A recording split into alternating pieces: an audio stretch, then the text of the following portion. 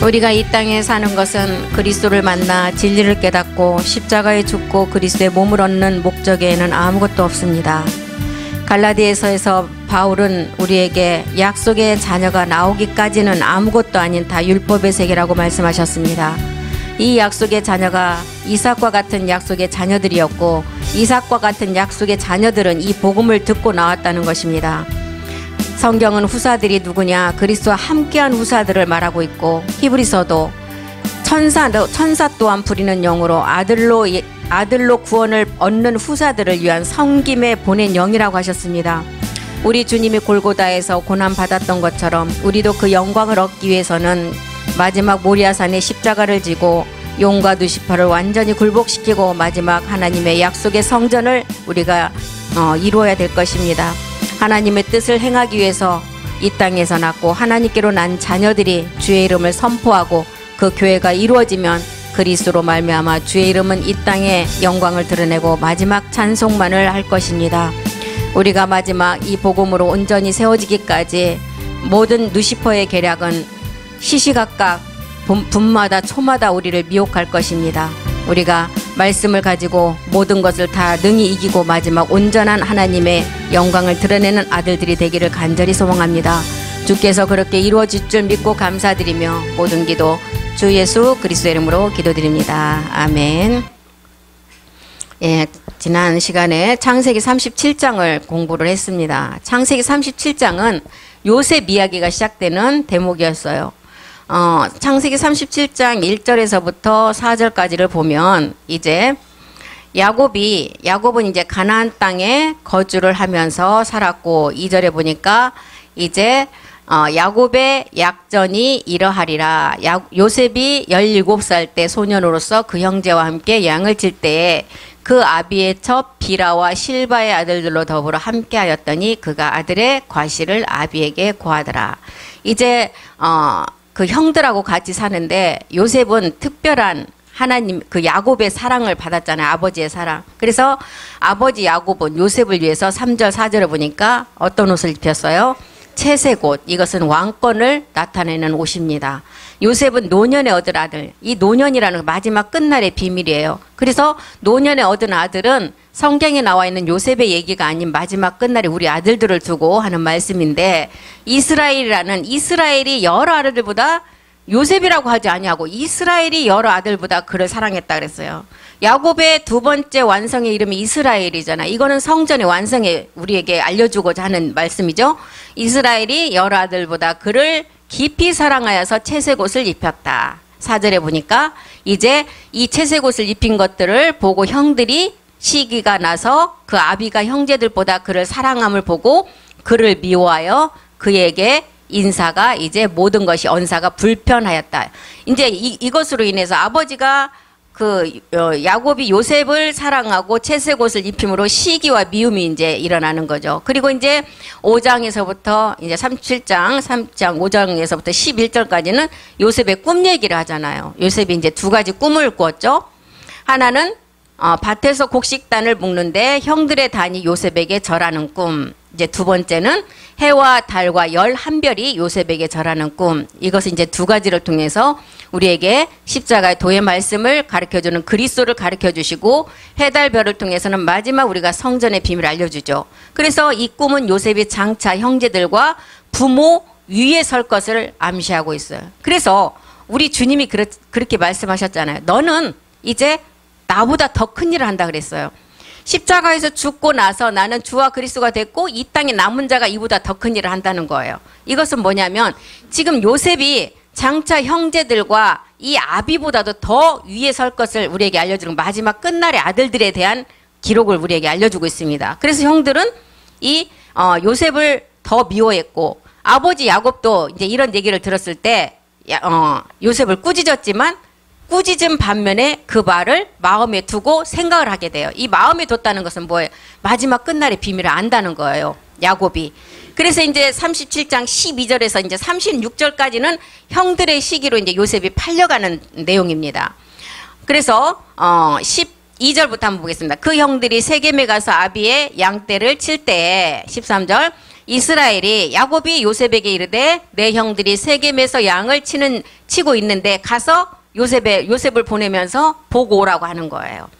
그러니까 이제 13절에 14절 봅니다. 이스라엘이 그에게 이르되 가서 내 형들과 양떼가 다 잘했는지를 보고 와라. 이제 보내는 거죠. 이제 요셉의 여정이 시작되는 거예요. 그래서 형들은 이제 야곱이 요셉을 보내서 그 형들의 모든 것을 살피고 오라고 합니다. 근데 형들은 멀리서 오는 요셉을 보고 이제 이때 죽일 생각을 하는 거예요. 그런데 이제 가장 큰 아들 누벤, 그 형이 이제 죽이지는 말고 우리가 구덩이에 넣자. 이렇게 얘기를 하잖아요. 이제 그 얘기를 하고 요셉은 구덩이에 던져지고 형들은 이제 죽이지는 않고 이 요셉을 미디안에 은 20에 팔아 넘겨버립니다. 이때부터 이제 요셉의 펼쳐지는 일들이 우리에게 이제 계속 말씀으로 전개가 되죠. 그래서 이 창세기 37장 요셉에 관한 요셉의 그 여정의 시작은 이제 이 단계에서부터는 시기와 미움을 우리가 이기고 나가는 7 정욕의 이제 역사가 여기서부터 일어나는 단계예요. 형들의 질투가 이제 요셉이 마지막 끝날에 큰 하나님의 계획을 나타낼 것을 알고 우리와 이 말씀 우리 마지막 끝날의 말씀 듣는 우리하고 대비를 해보면 똑같은 거예요. 우리가 마지막 하나님이 이 땅에 보내신 이제 하늘에서는 이미 마다들이 나오고 이 땅에서 우리가 이제 첫 번째 첫 열매로 나와야 되는데 이것을 이루려고 하니까 우리에게 역사하는 게 7 정욕이었잖아요. 요셉에게 그 과정을 통해서 우리에게 이 과정을 똑같이 일어날 것을 보여주고 있는 거예요. 그리고 이게 하나님의 섭리라 그러죠. 그래서 이제 고난 속에서 시작되는 하나님의 계획이 이제 일어납니다. 그래서 요셉의 고난은 단순한 불행이 아니라 하나님의 큰 이스라엘 민족의 구원도 있고 마지막 하나님의 약속을 이룰 큰 구원의 역사가 시작이 되는 것을 우리에게 알려주고 있어요. 그래서 창세기 37장 11절부터 한번 보겠습니다. 요셉의 형들이 시기를 하죠. 그 형들은 시기하되 그 아비는 그 말을 마음에 두었더라.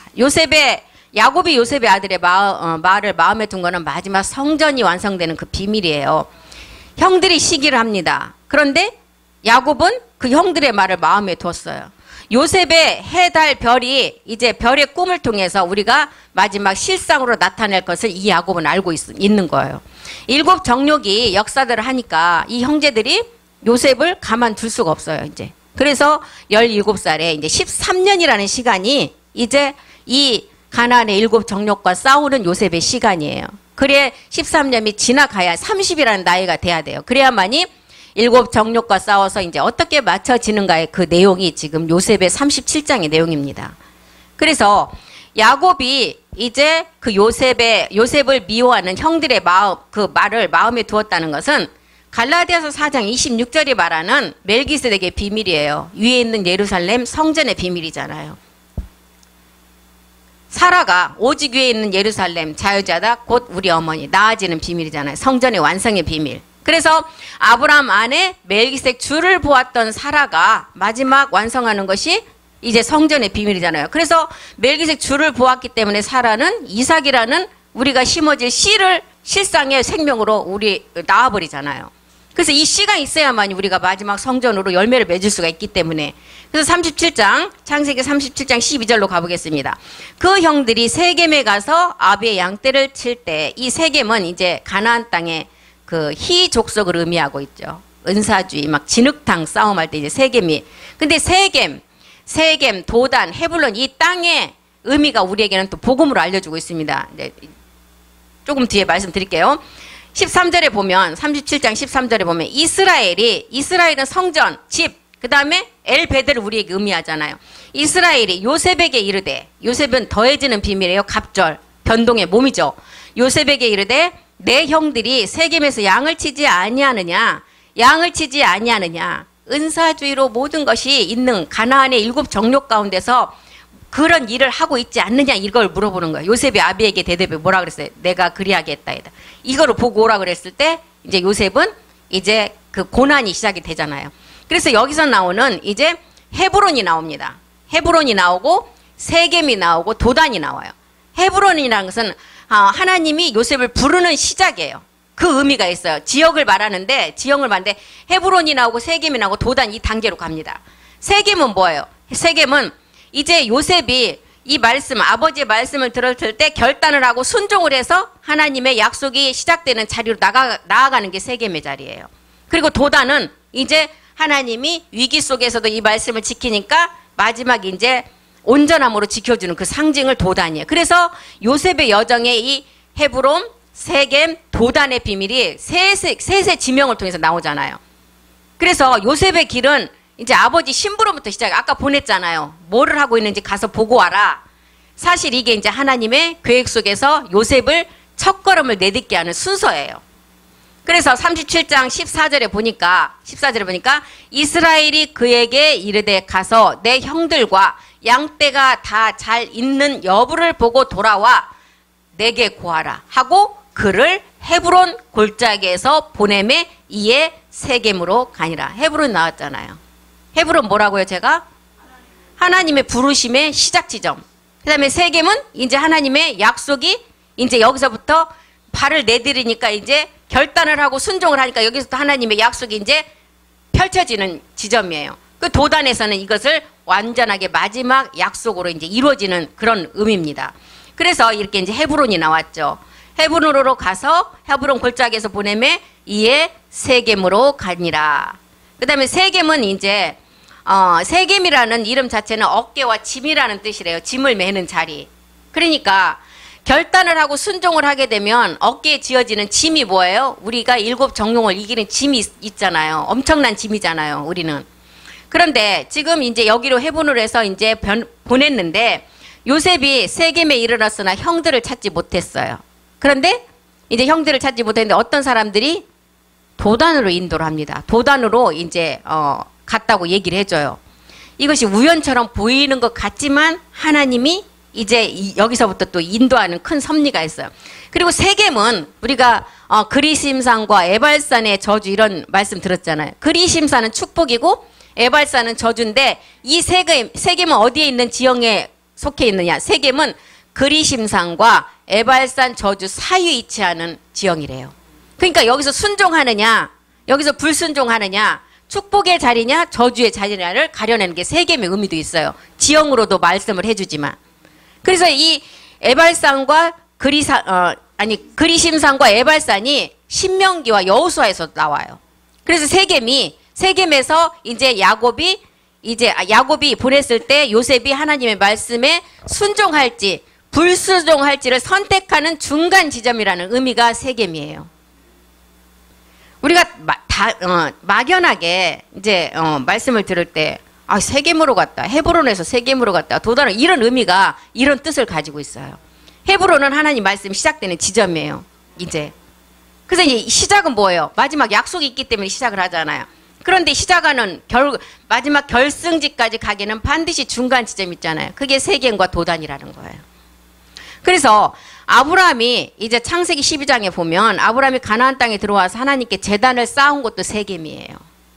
그래서 세겜은 하나님의 약속이 시작돼 이제 헤브론에서 시작이 돼서 하나님의 약속이 펼쳐지는 이제 여기 전개점이에요.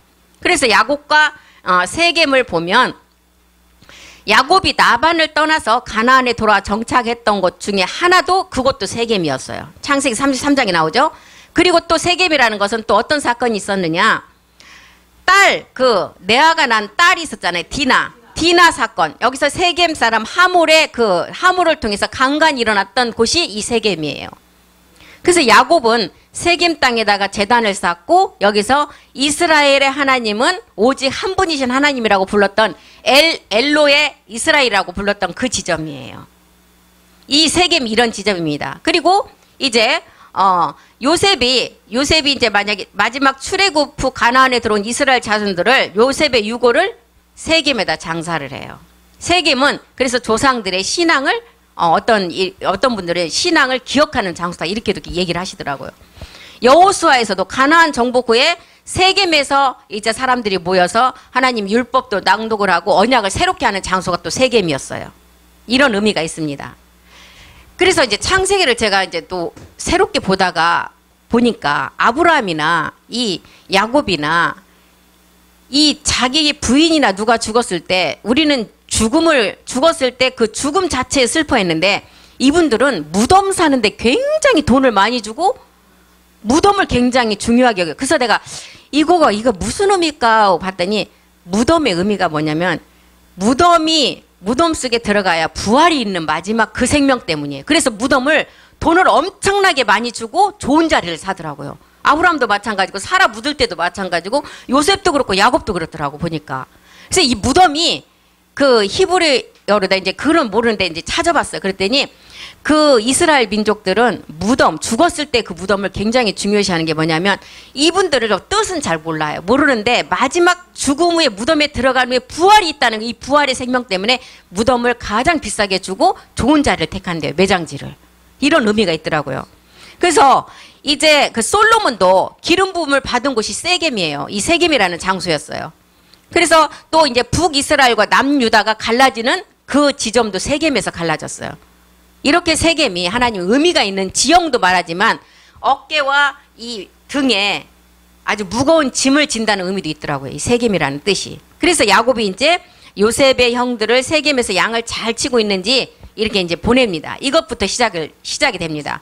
창세기 37장 15절로 가보면 이제 어떤 사람이 이제 요셉이 아버지의 이제 그 심부름으로 갔잖아요. 그런데 어떤 사람이 요셉을 만났어요. 그를 만난 자 그가 들에서 방황하는지라 그 사람한테 물어봤어요. 우리 형들을 찾는데 어디냐 물어봤겠죠. 그러니까 이제 그때 네가 무엇을 찾느냐 16절에 보니까 그가 가로되 내가 나의 형들을 찾는다. 청컨대 그들의 양치는 곳을 내게 가르쳐달라. 이렇게 얘기하니까 17절에 뭐라 그랬어요. 17절에 그 사람이 세겜에 있지 않고 도단으로 가라고 또 알려줍니다. 그 사람이 가로되 그들이 여기서 떠났느니라. 내가 그들의 말을 들으니 도단으로 가자 하더라. 요셉이 그 형들의 뒤를 따라가서 도단에서 그들을 만나니라. 도단이라는 것은 지금 노아가 고시라는 곳으로 들어갔을 때가 거기가 어디였어요? 뼛속 애잼이라고 했다.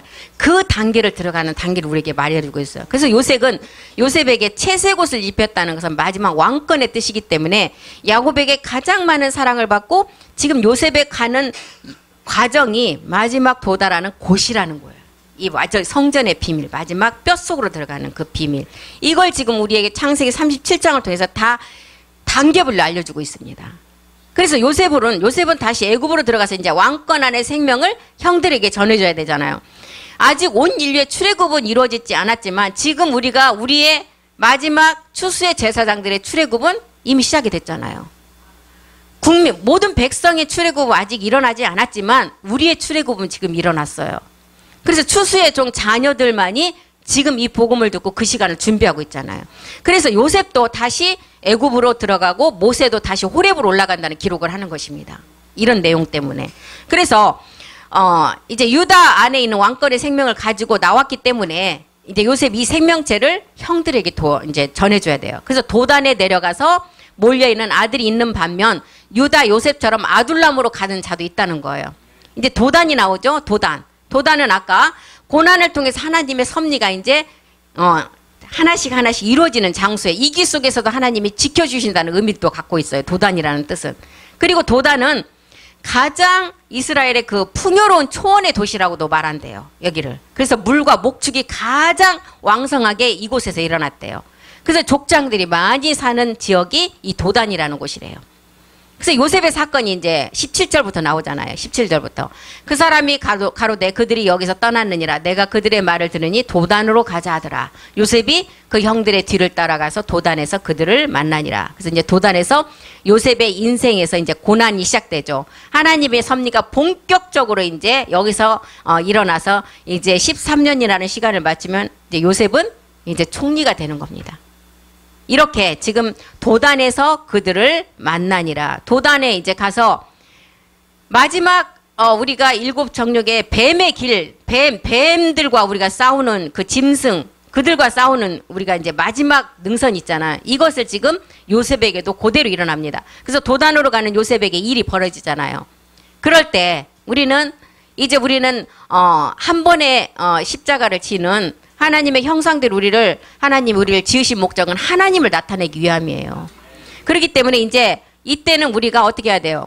고린도후서 4장 10절 우리가 수없이 많이 들었잖아요. 도단으로 가는 요셉에게 이제 바울처럼 우리가 고린도서 4장 10절. 우리가 항상 예수의 죽인 것을 몸에 짊어지는 것은 예수 안에 있는 생명, 주 예수의 생명이라고 나와 있어요. 이게 주 예수의 생명이 우리 몸에 나타나기 위함이에요. 이제 도단으로 가서 요셉에게 일어나는 일들이 이 생명이 나타나기 위함이에요. 빌립보서 3장 8절이죠. 우리가 모든 것을 이제 다 배설물로 여기고 날마다 지는 십자가를 지고 마지막을 완성을 해야 돼요. 지금 이 단계가 지금 요셉이 도단으로 가서 일어날 일들이에요. 그래서 날마다 십자가를 지면 이제 고린도 전서 15장 31절에도 날마다 십자가만을 자랑하는 우리가 이 말씀만을 가지고 나가야 돼요. 그래야만이 도단에서 온전함을 이루고 우리가 이제 마지막을 이제 요셉의 완전함을 이룰 수가 있다는 것입니다. 그래서 요셉은 도단에서 십자가 후의 삶 우리에게 지금 보여주는 삶이에요.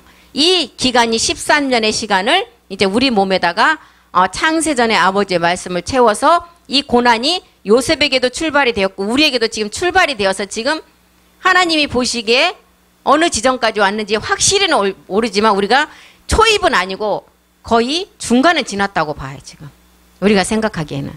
그래서 도단에 모여있는 자들은 십자가의 도의 초보의 말씀을 듣는 자들이 아니기 때문에 얼마나 센 사람이겠어요. 이 단계에서는 아버지 말씀을 싫어한다 그래서 아버지 말씀이 어디 있어? 창세전의 말씀이 어디 있어? 이런 단계의 말씀이에요. 그래서 도단에 있는 자들이 아버지 말씀을 없다고 스스로 팔아 넘겨버리잖아요. 그래서 도단은 또 무슨 의미가 있냐? 두샘이라는 의미도 있대요. 샘은 뭐예요?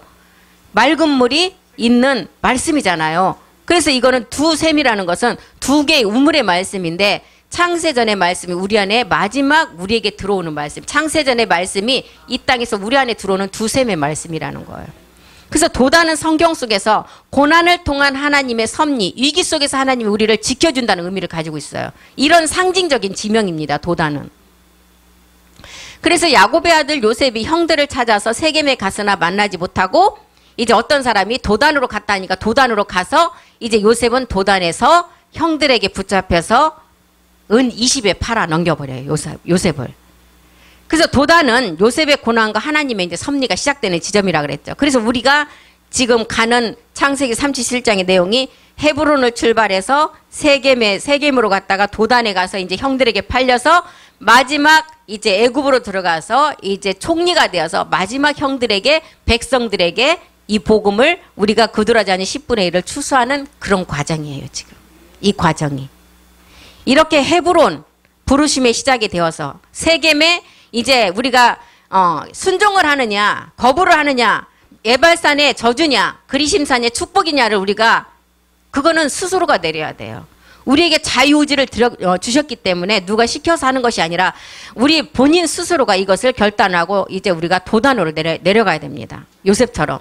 도단으로 내려가니까 좋은 일이 있어요. 형들에게 당장 미움을 받아서 구렁텅이에 던져지고 이스마엘 상인들에게 은 20에 팔아버리잖아요. 배신과 가장 가까운 사람의 배신, 불행이 시작되는 자리가 도단이에요. 그리고 이제 마지막 애굽으로 들어가는 길이 됩니다. 그래서 애굽은 구원의 통로잖아요. 애굽은. 요셉이 애굽에 팔려서 보디발의 집에 들어가서 이제 그것을 다 거치고 나니까 애굽의 총리가 되어서 이제 가족도 구원하고 민족도 구원하고 모든 사람들을 구원하게 되잖아요.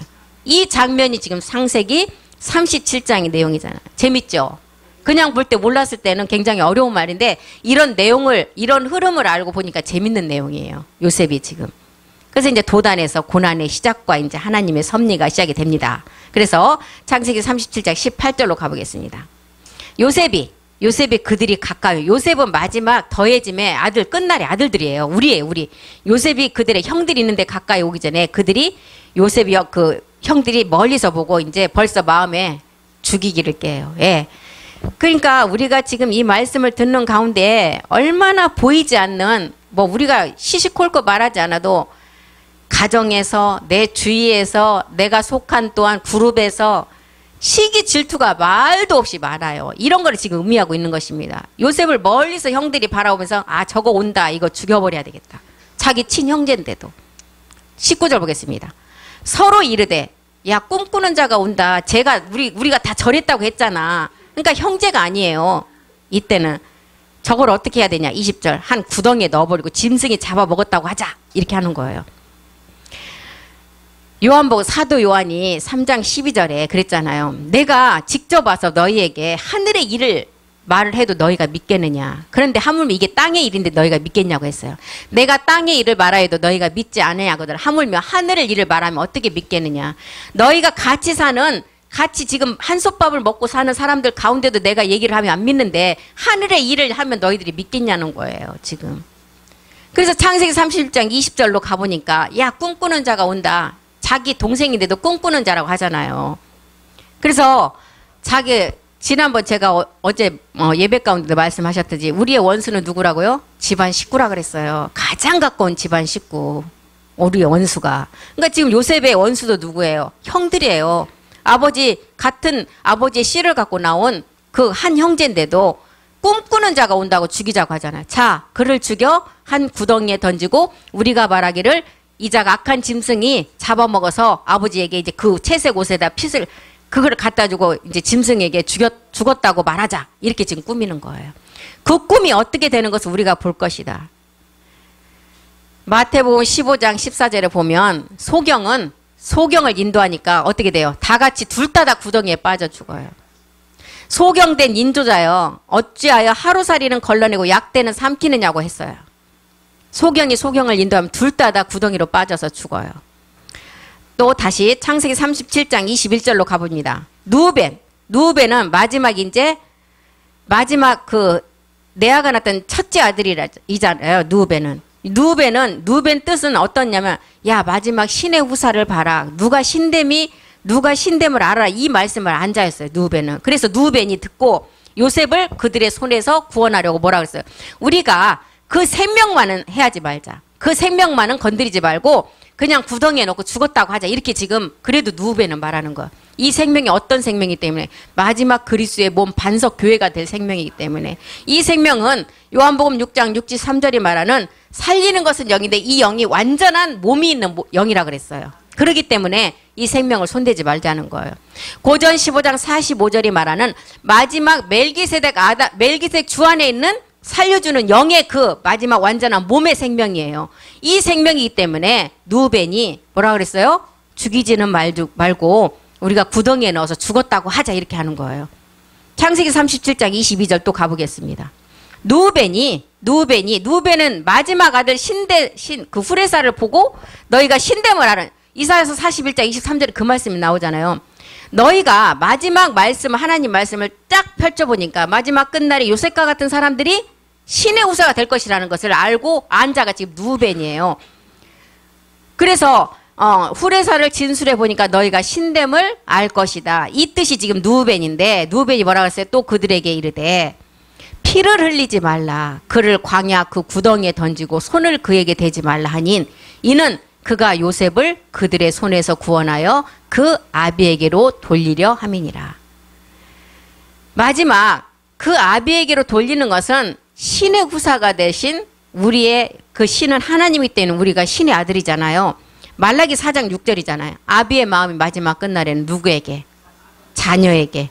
자녀의 마음이 아비에게. 그래서 너희가 그 저주로 그 땅을 칠까 두려워하라 그랬어요. 지금 누벤이 이것을 알고 뭐라 그랬어요? 절대 생명을 죽이지 말고 그 몸에 손을 대지 말라 그랬어요. 이 몸은 어떤 몸이기 때문에 마지막 하나님의 약속의 몸이기 때문에. 창세기 37장 23절도 보겠습니다.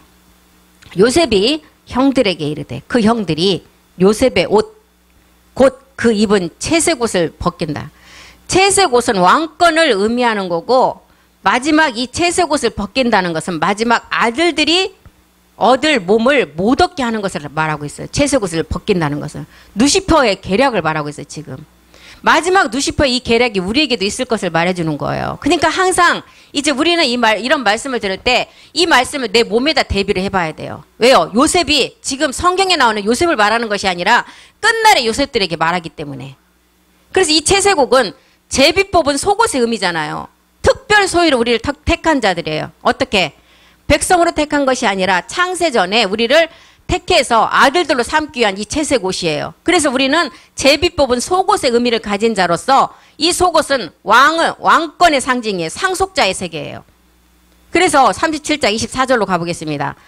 그 채색 옷을 벗기고 뭐라? 그를 잡아 구덩이에 던지니 그 구덩이는 빈 것이라 그 속에 물이 없었더라. 아버지 말씀이 하나도 없는 그런 곳이었어요. 이곳은. 그러니까 이 구덩이라는 것은 뭐예요? 우리가 던져질 때도 물이 있는 곳에 던져져야 돼요. 생명의 말씀이 있는 곳에 던져야 되는데 요셉이 던져진 그곳을 보니까 이곳에는 그러니까 이 세계 지금 도단으로 와서 형들의 그 세계를 보니까 빈털터리가 된 아버지 말씀도 하나도 없고 이 말씀 복음이랄 것도 할 것도 없지만 말씀 가진 그게 아무것도 없는 이곳에 자기가 와 있는 것을 느끼는 거예요. 지금 그 구덩이는 비어 있고 마지막 그 속에 물더라. 끝날에 아버지의 창세전에 그 말씀이 하나도 없는 곳이라는 거예요. 25절 보겠습니다. 그들이 앉아 음식을 먹다가 이 음식은 뭐예요? 우리는 십자가 후에 마지막 하나님의 만찬을 떼야 되는데 그들이 앉아 음식을 먹다가 눈을 들어본 즉 이스마엘 족속이 길르앗에서 오는데 이스마엘 족속이라는 육체 옛사람을 그대로 가지고 있는 것을 말하고 있죠. 길르앗에서 오는데 그 약대들의 향품과 유향과 모략을 싣고 애굽으로 내려가는지라. 예, 향품, 유약, 모략이 나옵니다. 이게 어디 나오죠? 마태복음에 나오잖아요. 아기 예수가 태어날 때. 마태복음 1장 23절에는 분명히 우리는 임마누엘 하는 마지막 하나님과 함께할 것이라는 얘기를 하고 그 다음에 이제 마태복음 2장 2절부터 이 말씀에 임마누엘 하는 것을 어떻게 임마누엘의 몸이 이루어지는가를 설명하는 게 2장 2절부터예요. 유대인에 이제 왕이 난다는 소리가 들렸잖아요. 2절 2절 보니까 유대인의 왕으로 나시니가 어디 계시뇨? 우리가 동방에서 그의 별을 보고 그에게 경배하러 왔노라 하니 유대 왕이 어디 있느냐? 그러니까 이제 이 동방에서 이제 아기가 태어난다는 소리를 듣고 동방 박사들이 오죠. 여기서 우리가 동방에서 그의 별을 보고 그에게 경배하러 왔다. 이 별은 어떤 별이에요? 말씀이 우리 가운데 샛별로 이미 떠오를 때예요. 베드로서 1장 19절에 있잖아요. 우리가 십자가의 도의 말씀을 듣고 이제 도단에서 우리가 세김을 지나서 도단으로 왔을 때 이 단계는 이제 우리가 광명한 해를 쫓아서 가는 단계잖아요. 그때 이 단계에서 우리 안에 마음에 너희 안에 샛별이 너 마음에 떠오리까지 너희가 이 말씀을 주의해서 깊게 생각하고 듣고 나가라는 거잖아요. 마태복음 2장 8절로 가보겠습니다. 마태복음 2장 8절 그의 별을 보고 그에게 경배하러 왔느니라. 베들레헴으로 보내며 이르되 가서 아기에 대하 자세히 알아보고 찾거든 내가 고하여 나도 가서 그에게 경배하게 하라. 9절에 박사들이 왕의 말을 듣고 갈새 동방에서 보던 그 별이 문득 앞서 인도하여 가다가 아기 있는 곳 위에 머물러 섰는지라. 아기 있는 곳 위에 머물러 섰대요. 이것은 뭐예요? 말씀이 지금 샛별이 떠오른 자에게 멈춰서 그 말씀이 이제 진행되는 과정이에요. 지금 예수가 이 땅에 들어올 때 동방 박사들이 그 별을 보고 따라갔다. 이 별의 의미는 지금 아까 우리가 샛별의 의미를 봤잖아요. 이 말씀이 있는 자가 지금 그 샛별이 떠올랐어요. 이 샛별은 완전한 광명한 해가 돼야 돼요. 그래서 지금 예수가 이 땅에 들어왔을 때 이 별을 보고 인도함을 받아서 동방 박사들이 찾으러 갔잖아요. 동방 박사는 마지막 끝날 제사장들이에요. 우리의 상이에요.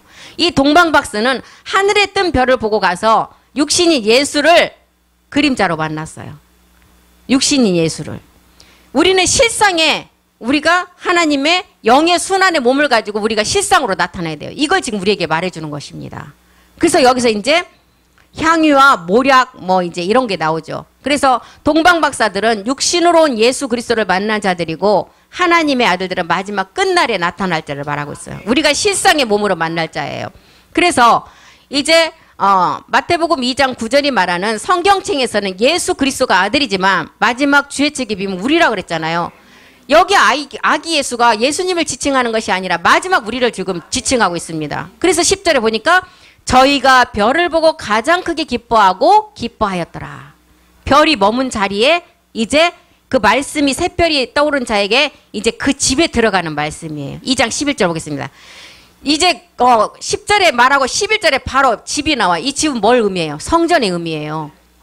집에 들어가 아기와 그 모친 마리아와 함께 있는 것을 보고 엎드려 아기께 경배하고 보배함을 열어 황금, 유약, 모략을 예물로. 무슨 애기에게 지금 태어난 애기에게 이런 걸 줘요. 지금 우리가 이런 의미를 모르면 정말 이게 이해하기 힘들어요.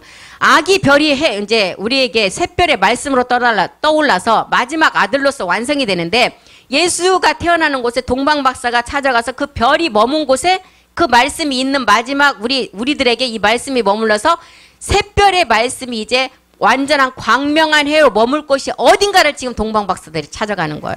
그래서 우리는 황금은 이미 들어졌어요. 황금 뭐예요? 십자가의 죽음이에요. 황금. 로마서 6장 8절에 말하는 십자가의 죽음을 말하고 있어요. 황금은.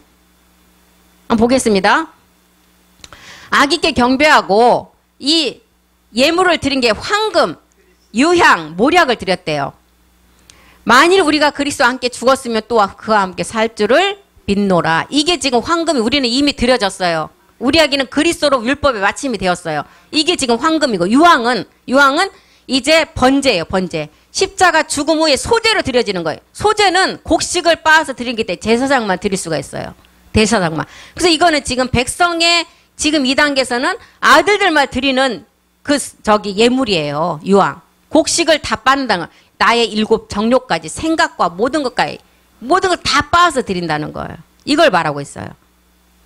그러면 이제 황금, 유황 나왔고 뭐 얼마 남았어요? 모략. 모략은 뭐예요? 죽은 사람 시체가 썩지 않도록 바른 거예요. 그런데 우리는 죽은 사람이 아니라 살아있는 몸에 영원히 썩지 않는 모략이에요. 이 의미예요, 지금. 이것을 지금 요셉이 도단에 가서 형제들에게 은 20에 팔려버리고, 지금 채색옷도 다 벗겨버리고, 지금 그런 구덩이에 누워서 보니까 애굽으로 가는 사람들 중에 수레에 실은 것을 보니까 유황도 있고 모략도 있고 황금도 있는 걸 본 거예요. 구덩이 안에서 보니까. 거기는 말씀이 하나도 없는데, 이런 의미를 지금 이런 걸 알지 못하고 보면 뭔 뜻인지 하나도 모르잖아요. 그러니까 요셉은 이 3가지를 다 봤잖아요. 구덩이 안에서 지금. 이 의미가 지금 마태복음 이렇게 2장과 연결되는 내용입니다. 창세기 37장이. 그래서 이제 육의 몸은 우리는 이제 황금 십자가에 드려졌어요. 이제 우리가 이제 번제를 완성을 하고 우리가 이룰 것은 고전 15장 44절. 육의 몸이 있은즉 뭐가 있었다고요? 신령한 몸만 완성을 하면 돼요. 그런데 이 몸을 완성을 하려고 보니까 이 누시퍼의 세력이 어마어마한 거예요. 우리의 방해가. 그래서 유향이 이곳에 쓰여집니다. 유향. 유향은 이제 제사장들이 내 정욕, 생각, 나라는 존재, 선악과를 먹음으로 인해서 나라는 옛사람이 생겼잖아요. 모든 게 나라는 것 때문에 생겨나는 거예요. 내 옆사람 탓할 거 없어요. 저 사람 때문에 아니에요. 나 때문이에요. 나 때문에. 이것이 다 빠져야 돼요. 이게 뭐라고요? 유향. 금방 5초 전에 했는데도. 황금은 지금 십자가 죽음을 통해서 다 이루어졌어요. 모략은 마지막 끝날이 이루어질 일이에요. 모략은 썩지 않게. 근데 그림자 세계는 썩지 않게 발랐지만 시체에 우리는 살아있는 그대로 영원히 영생하는 몸이잖아요. 그게 모략의 의미예요. 그리고 유향은 지금 이제 제사장들이 지금 생각까지도 다 빻아서 드려야 된다니까요. 그러니 이게 빠지겠냐고요. 그래서 교회 안에는 항상 양들만 있는 게 아니라니까요. 염소 한 마리가 있어요. 그 염소가 있어야만 우리가 올바르게 갈 수가 있어요. 한 번씩 들이받쳐야 돼요. 불행하게도 염소 역할을 맡은 사람 불행하지만 그래도 그분이 있어야 된다니까. 그래야 우리가 올바로 갈 수가 있어요. 그래서 항상 뭐 복음 듣는 말씀 그 무리 가운데는 모든 것이 다 조용하고 뭐 좋은 것만 있는 게 절대 아니에요. 더 많아요. 더 많아야 갈 수가 있어요. 그래서 유향은 이제 평민이 드리지는 못합니다. 제사장들만 쓸 수가 있어요. 이사야서 53장 10절이 말하는 마지막 속건제, 몸을 드리는 그 제사장만이 쓰는 그 유향이에요. 그리고 히브리서 10장 5절에도 한 몸 예비한 이 속건제 드릴 때 유향 드릴 사람들은 시므온과 안나 같은 사람, 마지막 몸의 구속을 기다리는 온전한 몸을 이제 세울 자가 이 유향을 씁니다. 그리고 모략은 이제 모리아 후에 모리아의 산 제사 후에 실상으로 우리가 몸을 이루는 안나의 비밀이에요. 모략은. 그래서 모략은 옛날에도 보면 굉장히 비싸. 왕들만 이걸 사용했어요. 어디 서민이 죽었을 때 여기 자기 시체에다 발라요. 왕들만. 많은 사람들이 이제 조문도 오래 하고 썩지 않고 보게 하려고 이제 그 죽은 왕족들 그 시체 위에다가 안 썩게 발랐잖아요. 이 모략. 마지막 동방박사가 이 3가지를 이렇게 드렸어요. 아기 예수께 드렸다는 거. 우리에게 이걸 주셨고 요셉이 지금 형들한테 팔려가서 구덩이에 들어누워서 보니까 그곳에는 말씀도 한 개도 없는 빈 구덩이였는데 애국 사람이 수레에다 싣고 가는 게 이 세 가지를 싣고 가는 거 봤어요. 지금 이런 의미입니다. 그런데 마태복음 2장 12절에 보니까 헤롯이 이제 이 동방박사 난다는 그 사람을 찾지 못하니까 헤롯이 쏘은 것을 알았어요. 예수님이 태어난 곳을 알려주지 않았어요. 그래서 어떤 명을 내렸어요. 2살 아래는 다 죽인다는 걸. 2000년 전에. 마지막 끝날에 2000년 전에는 2살 아래만 죽였지만 마지막 끝날에는 다 죽인다는 의미예요. 마지막 끝날에는. 그래서 요셉의 꿈에 헤롯이 죽이려는 것을 알고 다른 곳으로 가서 애굽을 떠납니다. 그래서 마태복음 2장 16절의 내용이 그 내용입니다. 에레미야 25장 9절의 내용도 여기에 있고 창세기 내용도 여기 다 들어있어요. 이에 헤롯이 박사들에게 속은 줄을 알고 심히 노하여 사람을 보내어 베들레헴과 그 모든 지경 안에 있는 산의 아이를 박사들에게 자세히 알아본 그때를 표준하여 2살 아래 그 아래로 다 죽이라고 명령을 내립니다. 끝날에는 루시퍼가 우리를 다 속이고 끝날에 부활의 몸을 얻을 자들을 알고 이때는 다 죽여버린다 그랬어요. 신들을 대적한다 그러잖아요. 그래서 고린도전서 15장 20절 첫 것을 모르는 자들은 다 죽임을 당해요. 다 죽임을 당해요. 2000년 전에는 2살 아래 장자들만 죽임을 당했지만 이제 끝날에는 첫째 부활에 참여하지 못한 자들은 다 죽임을 당한다는 거예요. 헤롯이 2살 아래는 다 죽임으로 나엘이 요셉을 낳으면 이때는 안 돼요. 그렇기 때문에 나엘의 태문을 다 닫아놨잖아요. 하나님이. 헤롯이 2살 아래 다 죽임의 의미는 바알에게 무릎 꿇지 않은 7천의 수를 의미하고 있어요. 마음에 샛별이 떠오른 자에게 이제 떠오른 자가 누시퍼의 마지막 계략을 다 이기고 이제 성전으로 완성할 자의 죽음의 대상을 알려주는 거예요. 지금. 그래서 마태복음 2장과 에레미야의 예언이 똑같이 기록이 되어 있습니다. 이걸 지금 창세기 37장에도 우리에게 알려주고 있어요.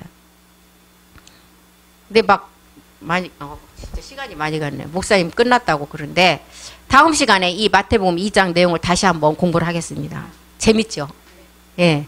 창세기 37장 요셉과 이 비밀이 연결되어 있어요. 에레미야하고도 연결되어 있고. 그래서 이런 비밀을 알고 이제 야곱이 도단으로 요셉을 형들을 이제 뭐하는 거 양치는 것을 잘 자세히 보고 와라 했을 때 이제 그 도단의 형들에게 위해서 도단으로 내려가서 다 팔리고 구덩이에 던져져서 마지막 요셉이 황금과 유황과 모략의 비밀을 깨닫고 이제 우리에게 그 다음 단계를 우리에게 열어줍니다. 그래서 이제 우리가 지금 듣는 말씀이 그 단계 말씀이에요. 그래서 다음 시간에 더 이어서 하기로 하고 오늘은 여기서 마치겠습니다. 살아계셔서 함께 하신 주님 고맙고 감사드립니다. 요셉의 이야기가 끝날에 성경에 나오는 요셉이 아닌 마지막 끝날에 그 아들 요셉들을 두고 한 말씀임을 알았습니다.